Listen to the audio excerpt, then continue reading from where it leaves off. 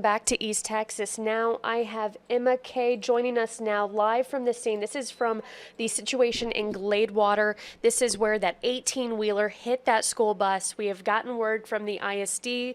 They've released a statement that the kids are okay and heading back to campus. But again, we're hearing from Emma Kay, who is there where officials are still trying to navigate around this situation. What are we learning there on the scene?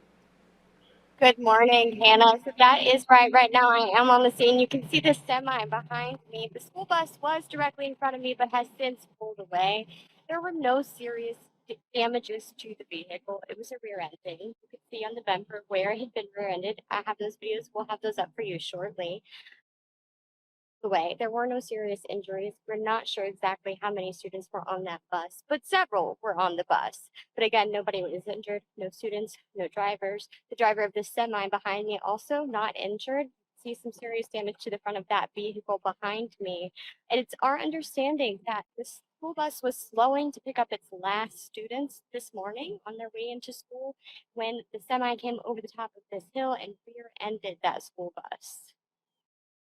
Well, that's good news there that we're learning that no kiddos are safe. And it was, again, enough of a situation where they were able to get them back to school, get them back to campus, like we have learned from the statement from Gladewater ISD that they'll be contacting parents directly for all the students who are involved. But it does look like this is creating quite a bit of a hiccup for traffic. That it is. So both lanes were closed and traffic was being directed by our first responders here, by firefighters, and by the police here on the scene.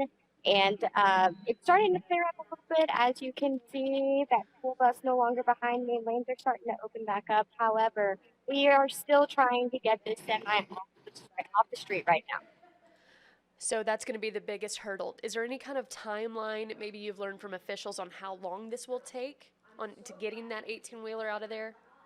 Haven't heard. I've given you all the basic information they were willing to give me at this time, which is no injuries, and it was a rear ending on the part of the semi as it was coming over the hill while the school bus was slowing down to pick up its last students for the day this morning.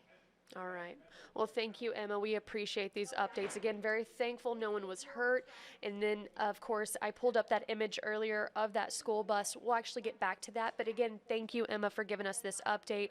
We'll have another update on traffic conditions with Carrie Compton in about 10 minutes. But again, Emma Kay, live from the scene in Gladewater, where an 18-wheeler and a school bus collided. No injuries to the driver of both vehicles or the students who were on board. Again, thank you, Emma. We appreciate your time there on the scene. Thank you.